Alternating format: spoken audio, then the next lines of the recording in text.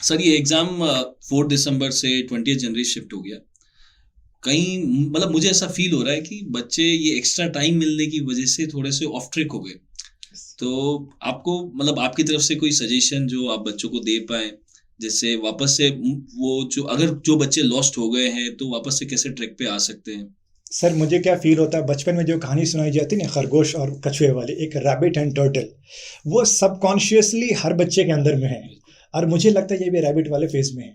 6 weeks extra इन्हें मिला, ये जाके आराम से सो गए, ऐसे जैसे कि इन्हें 6 मंथ्स मिला एक्स्ट्रा। राइट, हाँ, लेकिन मैं ये भी जानता हूँ इन बच्चों को पता है कि उनके अंदर में वो टर्टल जिंदा है भी। डेफिनिटली। प्लीज आप लोग अपने अंदर का जो टर्टल है ना वो निकालो, है ना। You have only one thing, that is called the persistence. ये मोमेंटम पे अगर एक बार सोच लेंगे ना कि नहीं, मुझे वो परसिस्टेंस वाली जो बात है दोबारा लाना है, उसके बाद ही मैं 20 जन का एग्जाम अच्छा कर पाऊंगा, तो ही अच्छा कर पाएंगे सर। तो आई वुड सजेस्ट देम कि प्लीज जागो। डेफिनेटली। सर लेकिन एक चीज और है कि जैसे आपने एमडी मेडिसिन किया, यूएसएमडी भी क्वालिफाई किया, आपके भी फेस ऑफ प्रिपरेशन में ये तो आया होगा, फेस कभी ना कभी आया होगा, अप्स एंड डाउन, तो उसको आपने कैसे डील किया था? सर जब भी मेरे को ऐसा लगता था, देखिए जब भी हम प्रिपेयर करना चालू करते हैं True. तो चाहे कोई टॉपर है या कोई एवरेज बच्चा है, सबके प्रिपरेशन का जो फेज होता है शुरू में जब वो चालू करते हैं तो बहुत अच्छा मोमेंटम होता है। यस। फिर धीरे धीरे वापस से डिक्लाइन आता है। तो ये अप्स डाउन सबकी प्रिपरेशन में आते हैं। तो ट्रू, जब भी वेरी क्या ट्रू। होता था, मैं प्रिपरेशन करना चालू किया, बहुत अच्छे से जा रहा हूँ, बहुत अच्छा पढ़ रहा हूँ, अच्छी स्पीड पे चल रहा है, और जैसे ही मुझे लगता था यार अब मजा नहीं आ रहा है, स्पीड कम हो रही है, तो मैं अपने माइंड को एक सबकॉन्शियसली एक मैसेज देता था, चलो अब अपन फ्रेश स्टार्ट करेंगे वापस से। यस। तो इसका फ्रेश स्टार्ट करने का मतलब ये था कि जो मैंने पढ़ा है वो तो है ही, कोई मैं भूल नहीं जाऊंगा, लेकिन मैं मेरे माइंड को एक इंस्ट्रक्शन दे रहा हूँ कि आज हमारा वापस से डे जीरो है, ट्रू। और हमें पता है कि डे जीरो से तो स्पीड अच्छी आएगी। ट्रू। तो मैं उसको डे जीरो मान लेता था, तो वापस से चालू करता था। वापस से जब डाउन आने लगता था, मैं सोचा अब फ्रेश स्टार्ट करेंगे वापस से।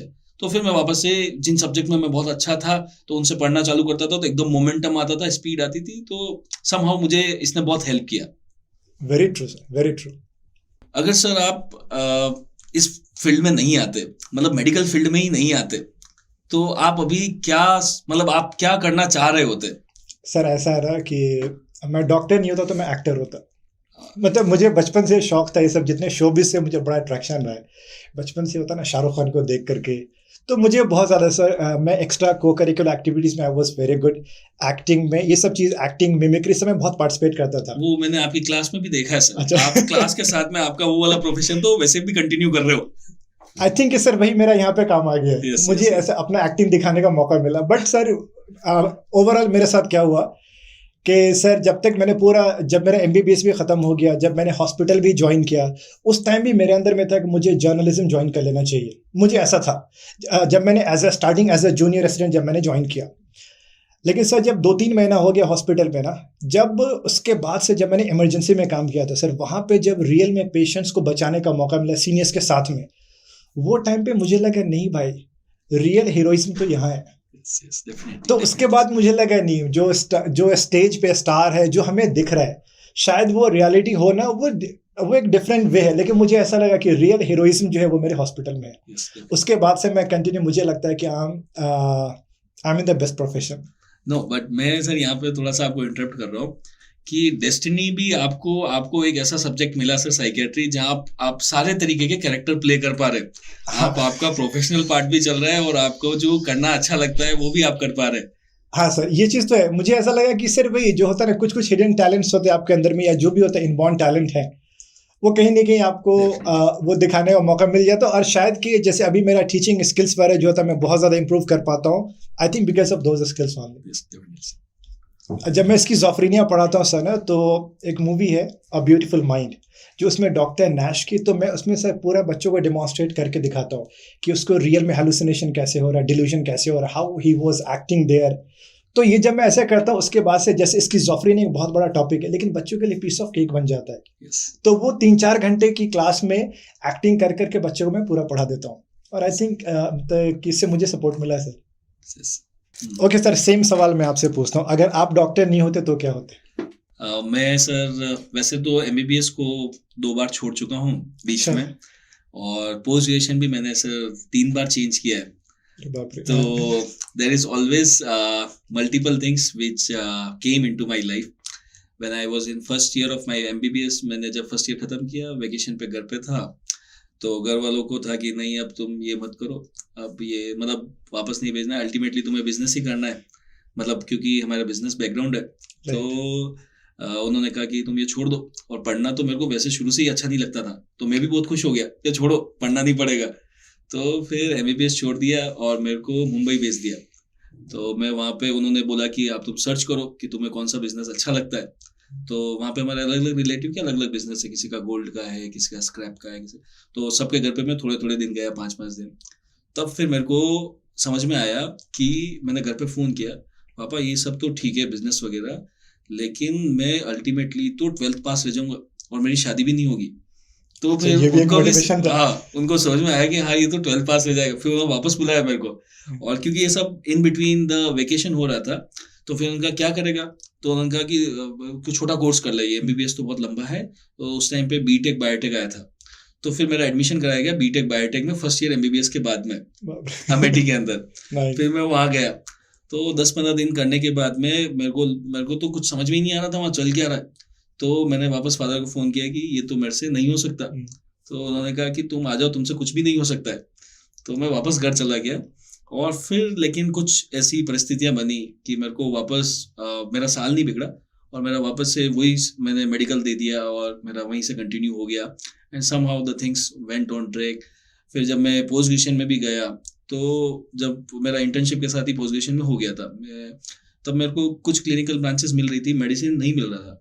तो मेरे को क्या है कि वो पढ़ाने की इच्छा थी, तो दिल्ली में रहना था पढ़ाने के लिए। तो दिल्ली में फिर मैंने पीएसएम ले लिया यूसीएमएस में। तो वहाँ पे जब मैंने 1 साल 1.5 साल किया, तो शायद 25 अक्टूबर की बात थी, 1.5 साल हो गया था, 1.5 year, my thesis is almost completed. तो मेरे को समझ में आ गया कि मैं जिंदगी में प्लेन एमबीबीएस रह जाऊंगा, लेकिन ये पीएसएम मैं नहीं कर सकता।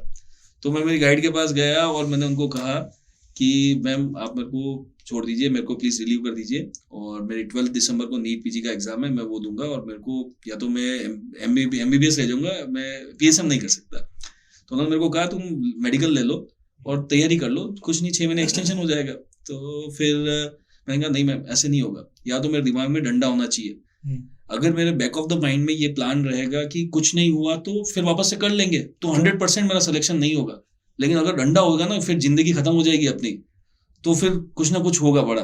तो मैंने उनको रिलीविंग दिया, उस टाइम पे 5 लाख का बॉन्ड था, मैंने 5 लाख रुपए भरे और मैंने वो छोड़ा। मैं 1.5 महीने के लिए पढ़ा सर, और मैंने केवल एक ही चीज पे फोकस किया, वो था क्वालिटी। क्वांटिटी पे फोकस ही नहीं किया कि मेरे को बहुत सारा पढ़ना है, क्योंकि टाइम ही कम था। तो बस थोड़ा सा ही पढ़ा, लेकिन बहुत अच्छे से पढ़ के गया, और बाय गॉड ग्रेस उस टाइम पे फिर मेडिसिन मिल गया, तो फिर मैंने अजमेर से मेडिसिन मिल लिया। सर अभी ये जो आपने जो 5 मिनट्स में जो पूरी चीज़ें बताया ना, आई थिंक कि मैं तो कहूँगा बहुत सारे स्टूडेंट्स के लिए इंस्पिरेशन है ये। आपका एज नहीं पूछूंगा मैं, है ना, कितना है, इसलिए कि आपने जितना एक्सपेरिमेंट किया, जितने साल बर्बाद किए, ठीक है, बट जो भी अभी के टाइम पे बहुत यंग हो आप। लेकिन सर देखिए बहुत सारे स्टूडेंट्स ऐसे जो कि आपके फेस से गुजरे हैं, वो लोग, है ना, कि जिन्होंने मतलब बहुत सारे एक्सपेरिमेंट किया है ना, डॉक्टर एमबीबीएस होने के बाद लगता है यार मुझे डॉक्टर में, मुझे इस फील्ड में नहीं आना चाहिए था।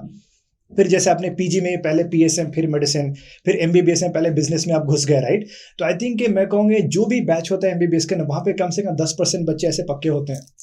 और आई थिंक कि आपकी स्टोरी अगर वो सुन रहे हैं बच्चे ना, वो पक्का बहुत इंस्पायर होकर के एक दिन आके डॉक्टर प्रियांश जैन बन जाएंगे वो लोग। Awesome sir, too good. वैसे तो मेरी अरेंज मैरिज है, हाँ। लेकिन जो वाइफ है वो मेरी इमीडिएट जूनियर थी स्कूल्स में।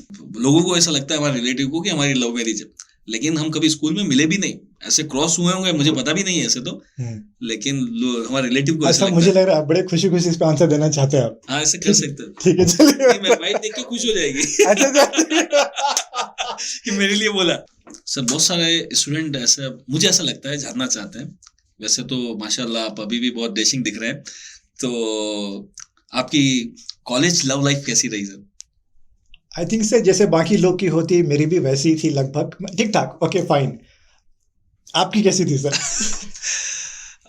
सर ऐसा तो कुछ ग्रेट नहीं था, मेरी वैसे तो अरेंज मैरिज है, और मेरी जो वाइफ है वो हम सेम स्कूल से थे, तो इमीडिएट जूनियर थी। तो हमारे रिलेटिव्स को ऐसा लगता है कि इनकी लव मैरिज है, क्योंकि we were from the same school, but we have never met, मतलब मुझे कभी हम क्रॉस तो हुए होंगे, लेकिन कभी मिले नहीं, कभी हमारी बात नहीं हुई ना, कभी मैं नाम जानता था। इवन जब मैं फर्स्ट टाइम मिलने गया तब भी मुझे नहीं पता था कि वो मेरे ही स्कूल से। आई थिंक सर देखिए matches are made in heaven, है ना, तो आपकी फ्रीक्वेंसी भगवान ने काफी पहले बना दिया था, एक जगह पे मिला भी दिया था, आप लोग मिल नहीं पाए थे वहां पे, है ना, तो क्लास 11-12 में आप लोग सेम स्कूल में थे, लेकिन फाइनली मिल गए। Destiny, right? Yes yes yes, true sir. Awesome. अभी सर जैसा हाई टाइम चल रहा है, आज 15 दिसंबर हो गया है, तो बच्चों के लिए कुछ सर एक पीस ऑफ एडवाइस। सर मेरे तरफ से पीस ऑफ एडवाइस ये कि शायद ये लास्ट एफएमजी एग्जाम हो सकता है, बट नेक्स्ट एग्जाम का कभी इन्फॉर्मेशन आता है कि 23 में 24 में है, तो आई वुड से कि आप ऐसे देख के चलो कि आपका लास्ट एग्जाम है, अभी नहीं तो कभी नहीं। आपके दिमाग में ऐसा हो जाना चाहिए कि तोड़ेंगे नहीं तो छोड़ेंगे नहीं। डेफिनेटली। और ये 1.5 महीना जो जिंदगी का सबसे अच्छा गेम खेलो, सबसे अच्छा मैच खेलो आप, ये अगर हो गया तो पक्का 20 जनवरी का एग्जाम बस आपके नाम पे। सर अगर ये सेम चीज आप बताएं सर, बच्चों के लिए क्या होना चाहिए अभी के टाइम पे, आपको क्या लगता है कि उनके लिए जो भी उनके अंदर जो एक रिलैक्सेशन है उसको निकालना है आपने? मुझे ऐसा लगता है सर कि जैसा आपने बताया कि नेक्स्ट आए नहीं आए पता नहीं, मुझे ऐसा लगता है आए ना आए फर्क नहीं पड़ता है, एग्जाम तो इसी बार निकलेगा चाहे True, कुछ yes, हो जाए। yes. और आप सब में इतना पोटेंशियल है कि एवरीवन, इफ आज अगर डे 0 होगा ना प्रिपरेशन का, तो भी इस एक महीने में पूरा गेम चेंज हो सकता है, बाकी तो आप लोग आसमान फाड़ देंगे। True. तो ऐसा कुछ डिफिकल्ट नहीं है, इसको डिफिकल्ट मानना नहीं है, अगर मानेंगे तो फिर ये वो एक पहाड़ की तरह लगेगा। तो इसको सिंपल लेके चलना है, बस हर दिन की प्लानिंग हर दिन करनी है, ऐसा कोई लंबा चौड़ा शेड्यूल नहीं बनाना है, छोटा सा शेड्यूल बनाना है कि आज मैं ये पढ़ूंगा और बहुत अच्छे से पढ़ूंगा, जो पढ़ूंगा वो ऐसा पढ़ूंगा कि एग्जाम तक नहीं भूलूंगा। कंटेंट कितना ज्यादा पढ़ेंगे उससे मैटर नहीं कर रहा है, इस एक महीने में कितना अच्छा क्वालिटी से आपने पढ़ा है ना, वो बहुत मैटर करेगा। तो और बाकी तो आसमान फाड़ देंगे। ट्रू है सर, बिल्कुल सही है। ओके चलो ऑल ऑफ यू चक दे।